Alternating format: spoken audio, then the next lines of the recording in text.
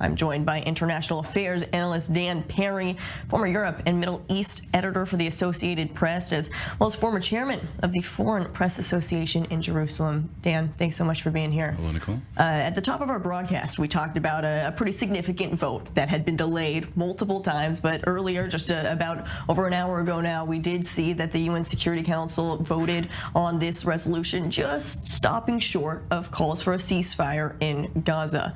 The significance of this resolution, also adding more increased aid coming into the Gaza Strip as well. Let's talk about exactly what this means, Dan. Well, there are two messages here. One, it certainly does show in the fact that the U.S. abstained that there is a running out of patience with the current phase of the war, that's for sure. On the other hand, the resolution was much milder vis-a-vis Israel than was initially feared by Israel, in that it doesn't call for an immediate ceasefire, and it does allow Israel to check the incoming humanitarian aid and doesn't leave that up to the UN alone. Now, these are essentially concessions to Israel that the U.S. forced through. It's also interesting that Russia abstained. So we're looking at basically a dual message to Israel, which is do better, do faster. On the other hand, you still have time. Well, and as you mentioned, Russia abstaining, the United States also abstaining. We actually heard from some of the ambassadors just after this vote. Let's take a listen to what some of the the ambassadors to the UN had to say. By signing off on this, the Council would essentially be giving the Israeli armed forces complete freedom of movement for further clearing of the Gaza Strip. Now, this is a pretty strong statement, Dan, coming out of the Russian ambassador. Strong is one word for it. I mean, it is among the most shameless things I've seen in my entire life, which has been some time. It's absurd. Russia continues its war in Ukraine, which approaches the 2-year mark, and it's calling for cessation of hostilities in Gaza. Let's just be clear, the viewers should know. The cessation of hostilities is essentially a euphemism for allowing Hamas to stay in power in Gaza. Now, I am unhappy with the way the war is going. I got to be honest with you. I think the civilian casualties are excessive, and some new tactic needs to be adopted, which I hope will happen soon.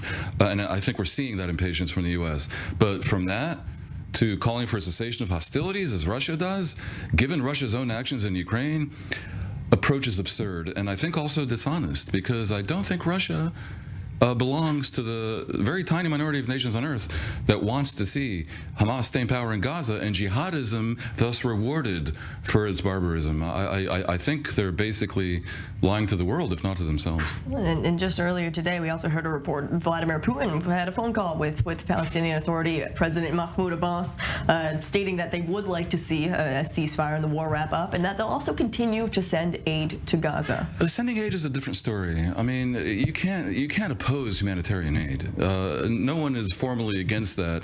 No one thinks that if the population suffered more in Gaza, they would somehow succeed in toppling Hamas, which might sound logical to some people, but it isn't practically the case.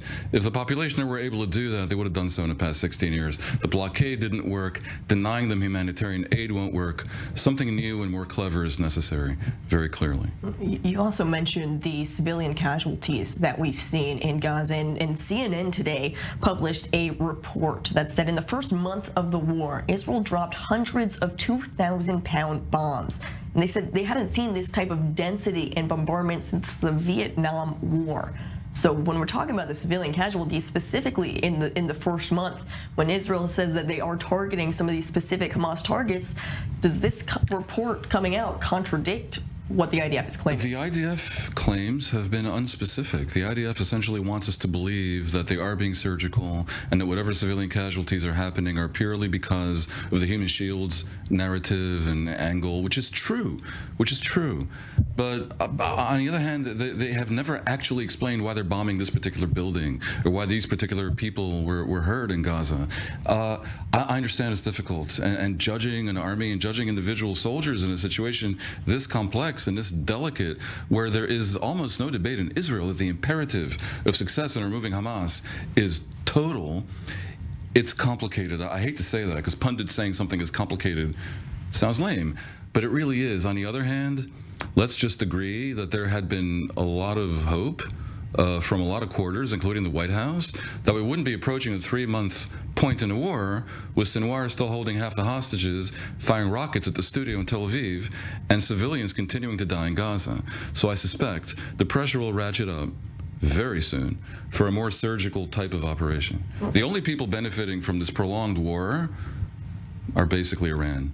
By the way, critics would argue Netanyahu has a political interest in the war prolonging as much as possible, but I don't think even he is that cynical.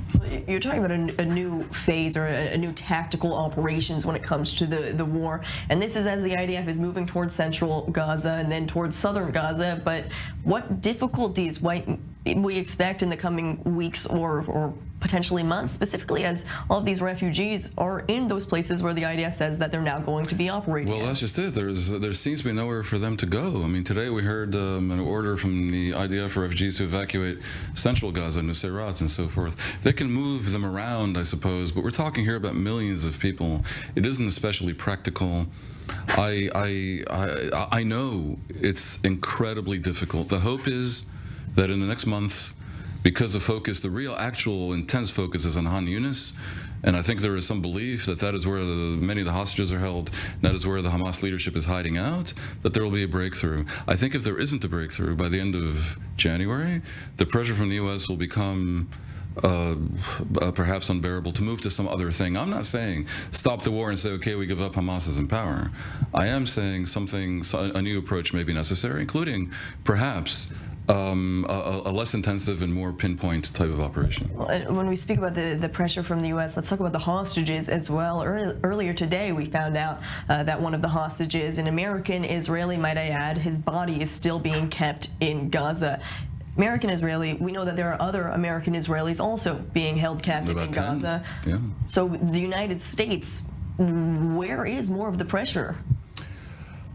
You're dealing with Hamas. It's not a normative player on the world stage. They also don't play along with the ICRC. A lot of pressure on the ICRC, the Red Cross, to gain access to these people and find out they're alive and where they are and that they're receiving medicine and food and so forth.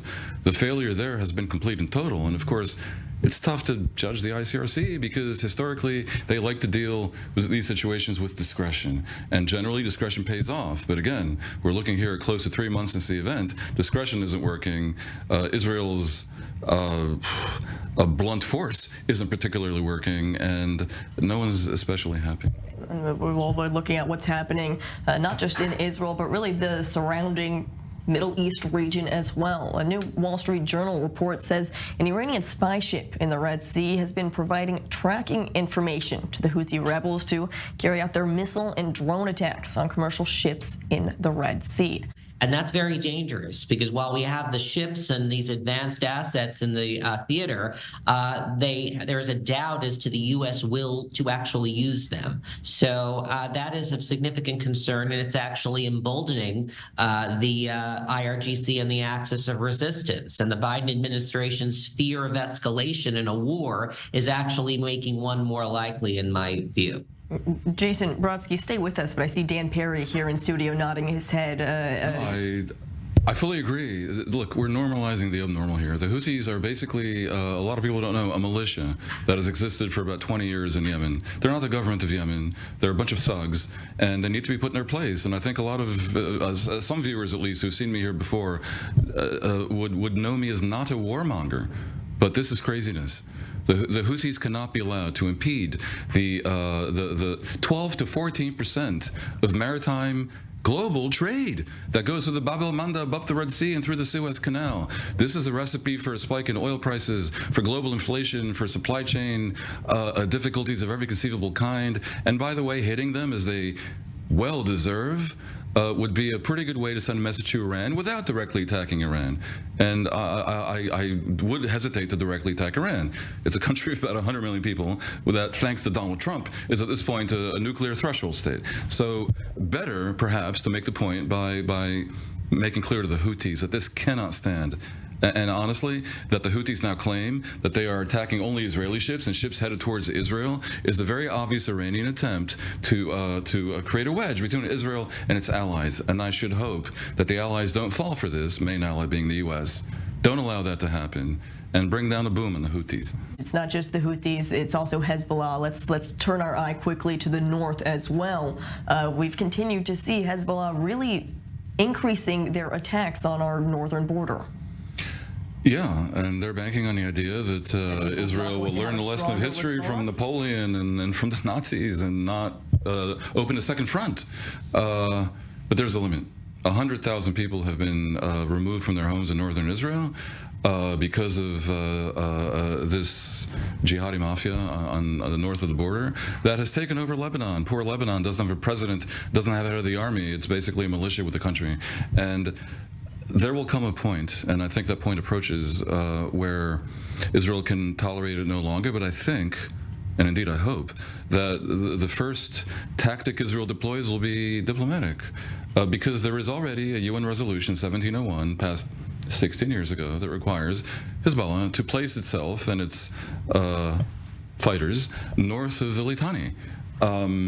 And that should be enforced. And I would welcome the world not leaving Israel alone as a front line against this global jihadi onslaught from the Houthis, from Hezbollah, from Hamas, terrorists in Cyprus, and step in and try to assist, because the potential for global escalation becoming very bad for a lot of people and for hitting Americans in their 401ks and Europeans in their blowing up bus stops and metro stations is large. This needs to be cut off in the bud. And of course, the major escalation potential is in fact from the north. It's an uneasy feeling to just be sitting here in the rain, in the cold, waiting. Zach Anders reporting from the northern border. Thank you for that update. And meanwhile, Dan Perry as well, thank you for all of your insight on day 77 of the war here in Israel. We're going out for a break. Thank you for tuning in.